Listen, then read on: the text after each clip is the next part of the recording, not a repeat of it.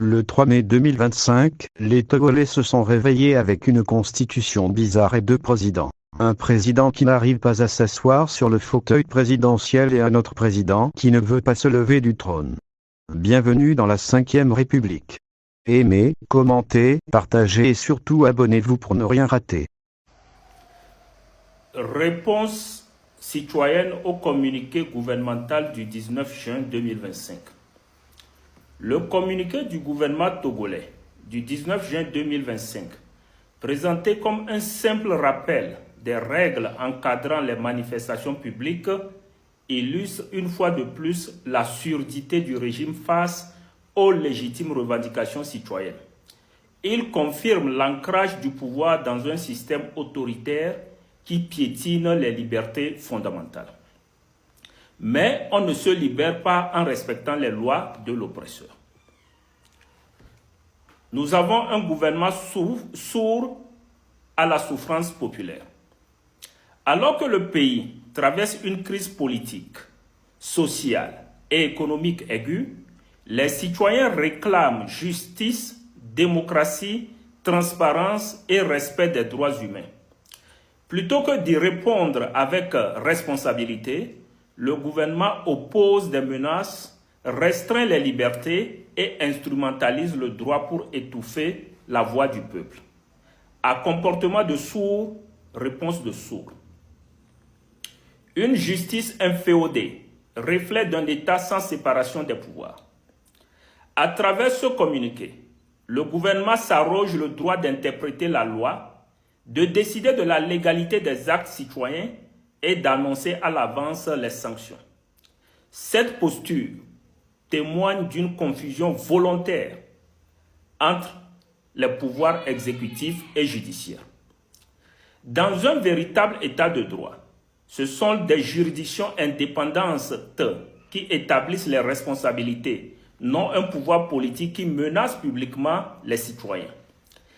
Quand on se souvient que plus de 500 Togolais ont été tués en 2005 pour permettre à Faure Gnassingbé de succéder à son père, ce mépris de la justice ne surprend plus.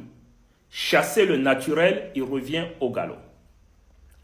Des menaces à peine voilées qui couvrent des actes de torture. L'insistance sur les dispositions rigoureuses et les sanctions rappelle tragiquement les violences perpétrées par la gendarmerie nationale lors de la manifestation pacifique du 6 juin 2025. Les nombreux témoignages de violences, d'arrestations arbitraires et d'actes de torture sont passés sous silence dans ce communiqué. Pire encore, les lignes finales suggèrent la reconduction des mêmes consignes violentes pour les 26, 27 et 28 juin. Nous notons que la police nationale n'a pas pris part aux actes de torture liés à la manifestation du 6 juin et l'encourageons à rester professionnelle. Quant à la gendarmerie, elle s'expose au jugement des officiers et agents impliqués dans la répression et les tortures. Un pouvoir placé pour appeler, un pouvoir mal placé pour rappeler au respect des lois. Un régime qui ne respecte ni les décisions de la justice internationale, ni ses engagements constitutionnels en matière de droits humains est mal placé pour exiger des citoyens qu'ils respectent des lois manipulées à des fins politiques.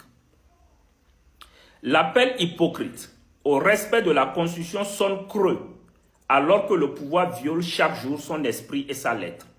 Nous attendons toujours la mise en œuvre des recommandations de la CVJR. Nous assumons nos écrits, nos propos, notre combat. Face aux menaces, nous réaffirmons notre engagement. Nous assumons nos idées, nos paroles, nos écrits. La peur n'est pas un programme politique.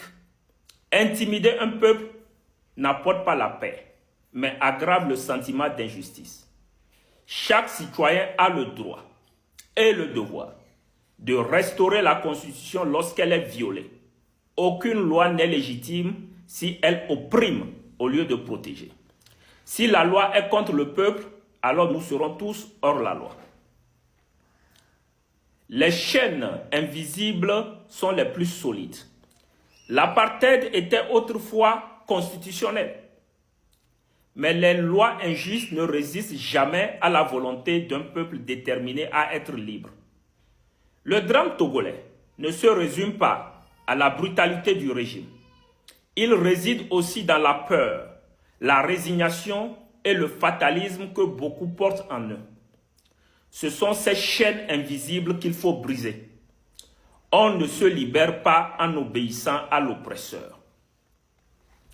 Pour un Togo véritablement démocratique, un Togo démocratique ne naîtra que par la fin de la servitude volontaire et du jeu partisan, la restauration effective de la séparation des pouvoirs, la liberté réelle d'association et de manifestation, une justice indépendante au service des citoyens, la fin de l'impunité pour les crimes politiques, y compris la torture, une transition vers un État garant des droits et non un instrument de répression.